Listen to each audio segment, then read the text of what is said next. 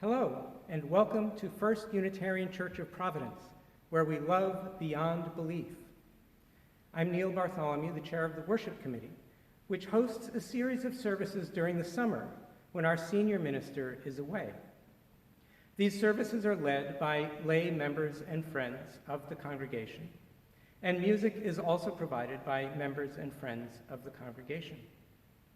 In this summer of 2020, as it is not yet safe for us to come together in the meeting house, we are providing the services as a series of online videos. We hope that you will enjoy the variety of wisdom and talent that our congregation has to offer. And now, please join in our unison reading as we light our chalice. This light burns also in our hearts, and it lights our path towards harmony, justice, and hope for all.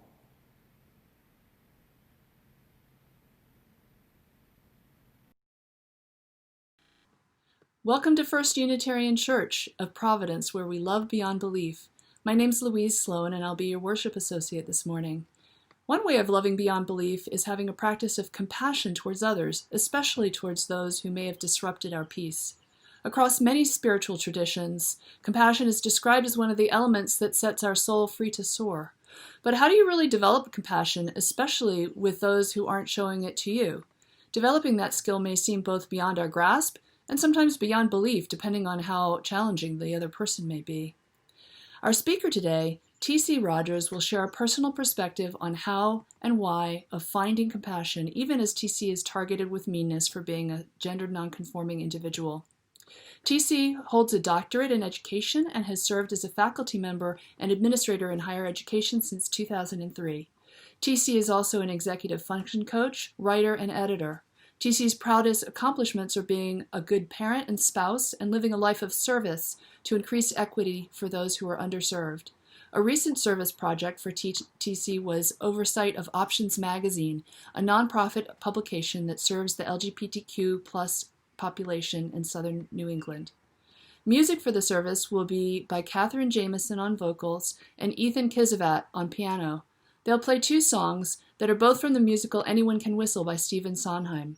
With so little to be sure of, speaks to connecting with each other in the moments of uncertainty, like the ones we've all been in since March. Everybody Says Don't is a comedic response to all the no's we hear in life, and they thought it would be a fun release given the restrictions we're all living with these days. Catherine says it also speaks to the UU value of pursuing justice by action. The end of the song discusses how the world doesn't change by waiting around for miracles. It changes when you do the miracle and make change.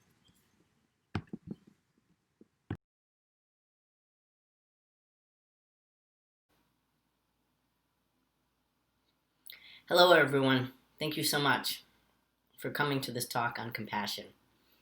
It's my honor to be able to provide a talk about my experience through compassion and to help others increase joy through the work of compassion. I may look over to some notes on my side, but please do know that you are of my fullest attention, and it's only notes for this talk. So, I will talk to you about why I chose this topic and how this topic relates to today and today's society, talk about my experience with compassion, and then, as promised, give you some guidance and some ideas for how you can carry more compassion in your life to help you increase the joy in your life that you deserve. So, let's start with the title. When I felt really honored to be asked to give this talk this summer, and I thought about what is something that challenges me, that I've worked on and worked through to help others. I could give a talk about something that comes easy to me, or has been easy for me, but this felt more authentic. So I'm talking about compassion and the Ascension into Joy, Part 1, compassion, because there are many paths towards that ascension, that joy on life as it is now. And I really appreciate the movie that was made more recently about Mary Magdalene that talks about the story of compassion in a significant way and largely hints at, if not directly states, that the teachings of those who we respect quite much and look to for guidance in many religious and philosophical traditions talk about how the goal is to create that joy, that quote unquote heaven on earth as we're living. And so, to circle back to the title, it's part one because compassion is one way to help improve the joy and the heaven on earth for you, but not the only way. And I should late preface, with I'm not committed to any one tradition or religion or philosophical pursuit. So if I reference that, it's only as a reference, more like a historical reference, not to attempt to convince you of any type of mindset or thought. So that was where the title came from, and then I'll talk about my place in compassion. And as much as I would love to be completely altruistic with you and maybe portray myself as a martyr with compassion, and that I researched it and studied it so I could be solid with compassion, that wasn't necessarily my path. And so my path came from struggle. And through struggle, I found compassion because I chose joy. I chose to not let others shake up my joy. And so I've always dealt with microaggressions, macroaggressions, prejudice from one level of being to the next.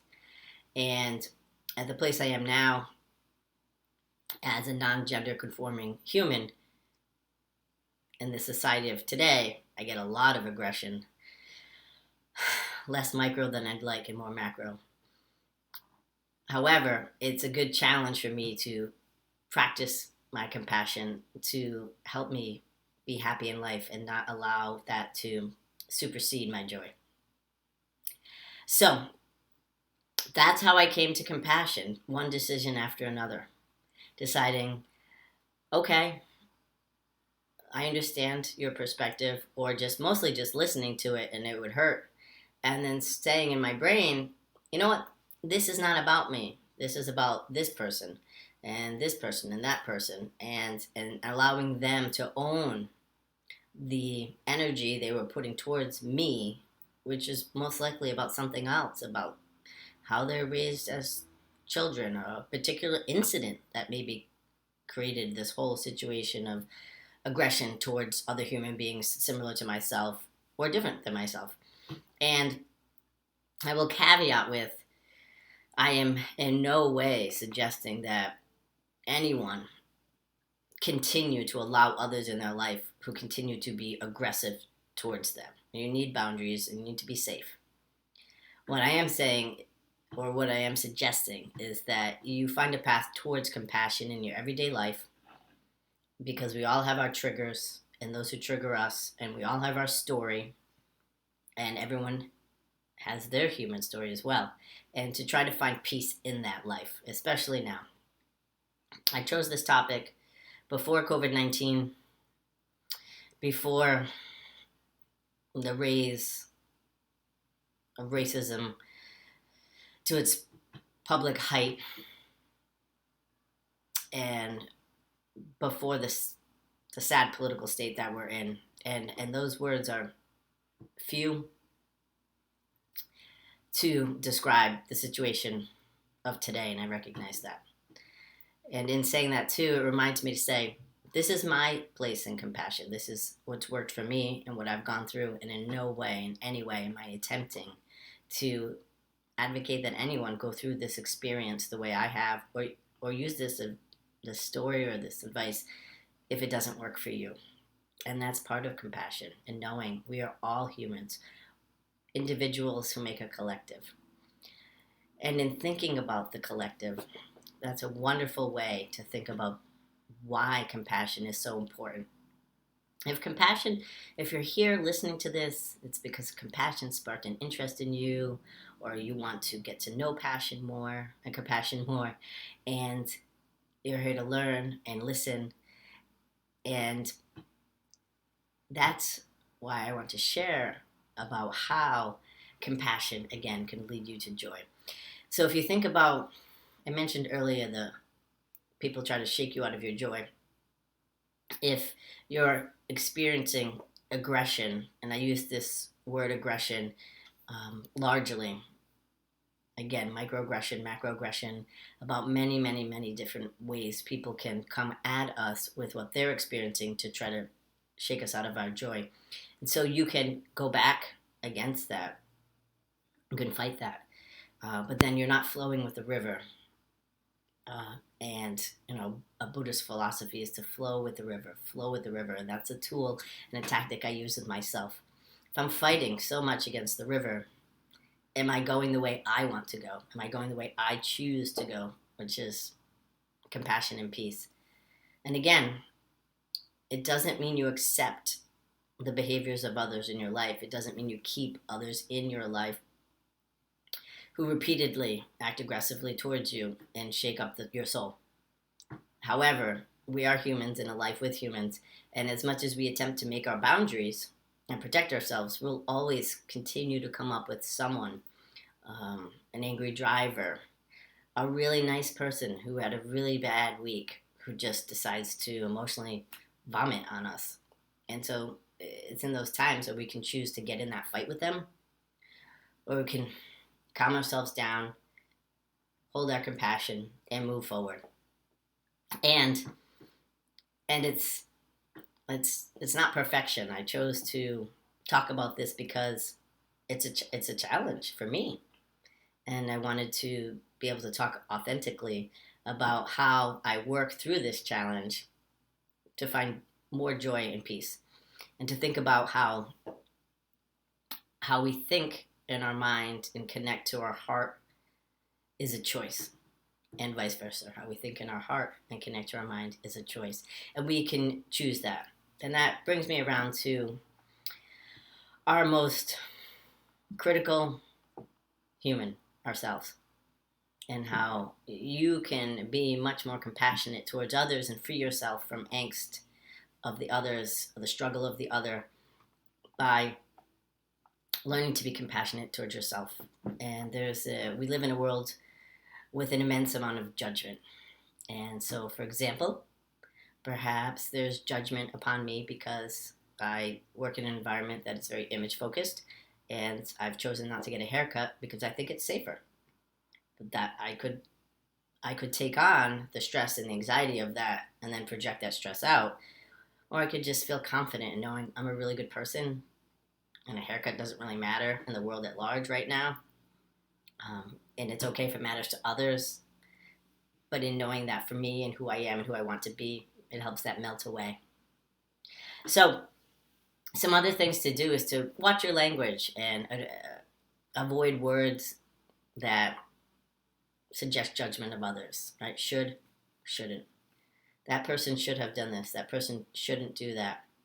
Definitely situations will come about that put you in question the behavior, question the safety of others, and perhaps make you angry or sad.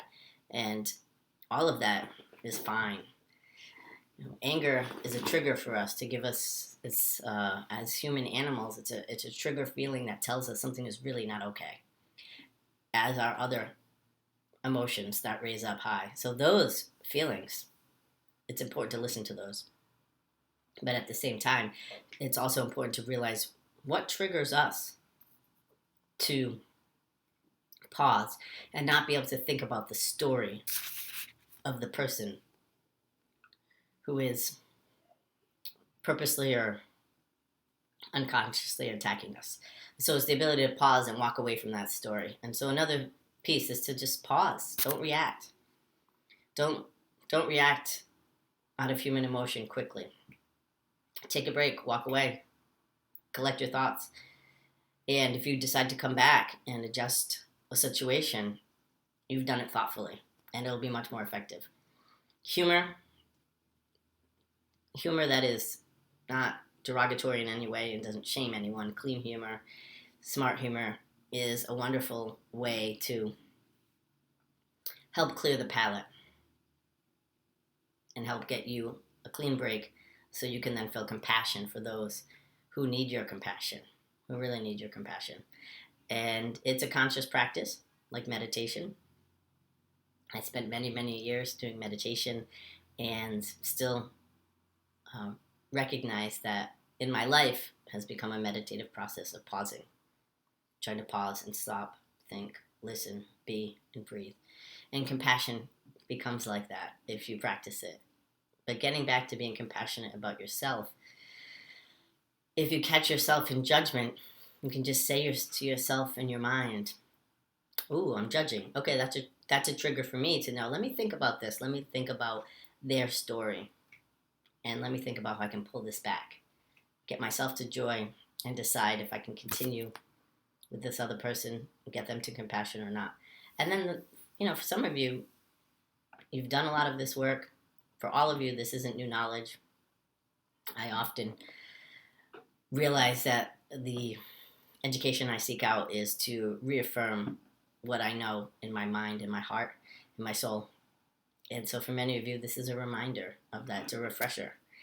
And then you can also use this check-in to help others grow in their compassion if they're open to it, if they want to. So last couple of pieces I want to talk about is just to create a tidal wave. Create a tidal wave of compassion that leads us into joy, and be intentional. And remember, the world that we want to live in is the world that we make. So the more that we do the actions and spread the energy of what we want in the world, the more it will happen in our world. Thank you so much for your time.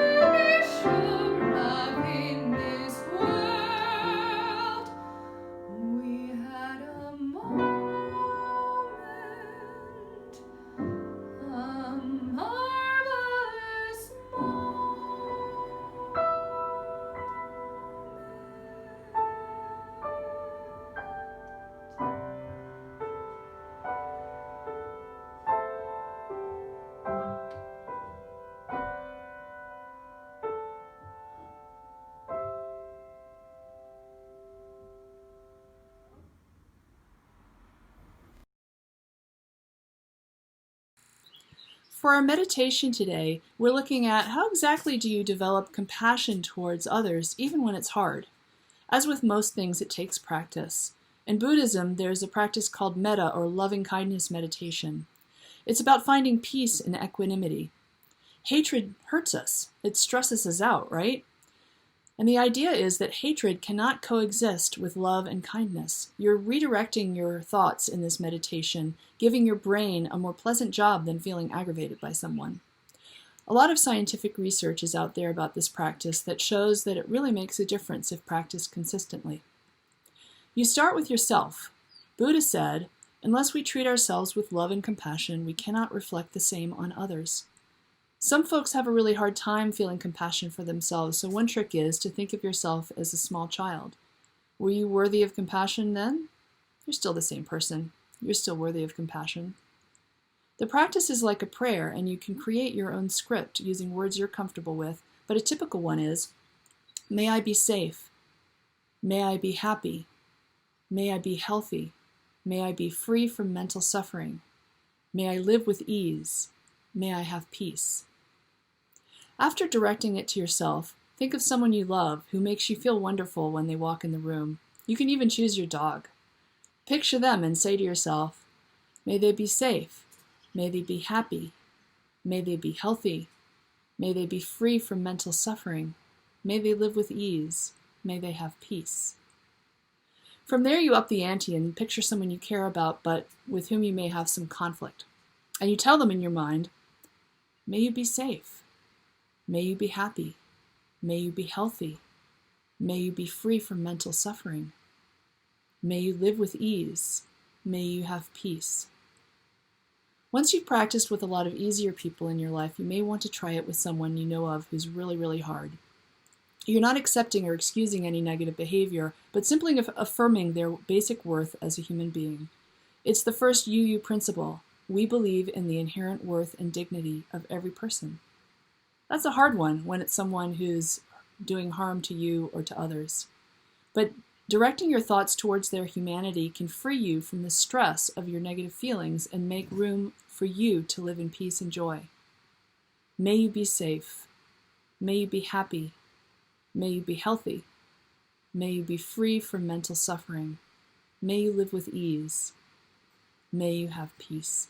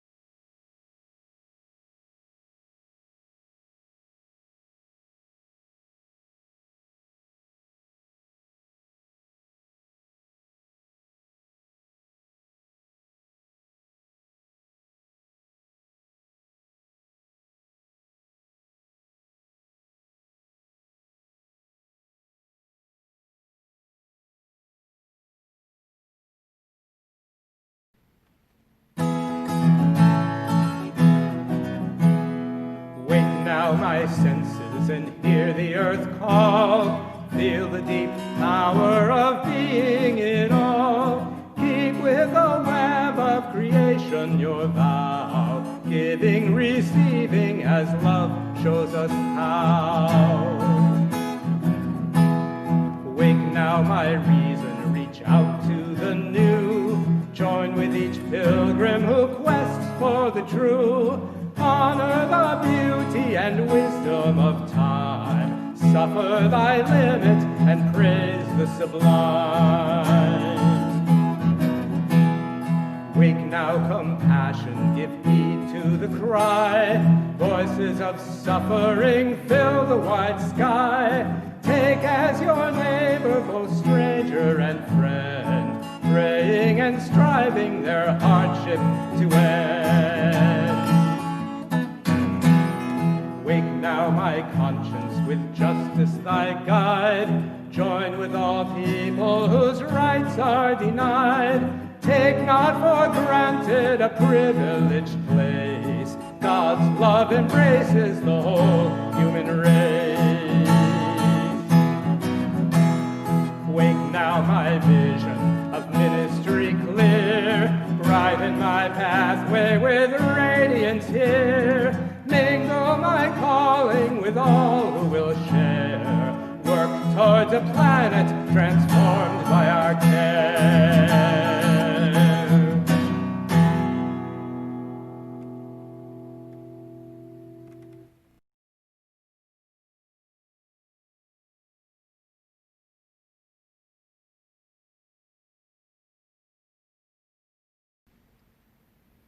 We hope that you've enjoyed our service today. As a self-supporting congregation and a beloved, aspiring community, we rely on generosity and commitment to keep us vital and relevant.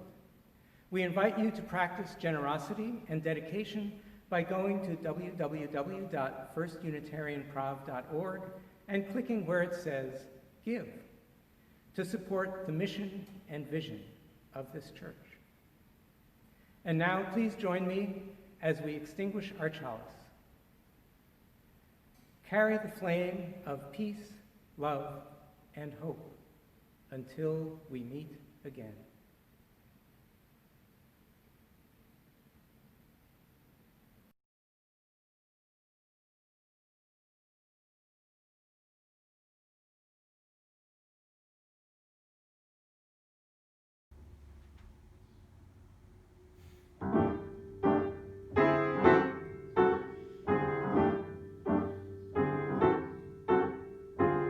Everybody says don't, everybody says don't, everybody says don't isn't right, don't isn't nice.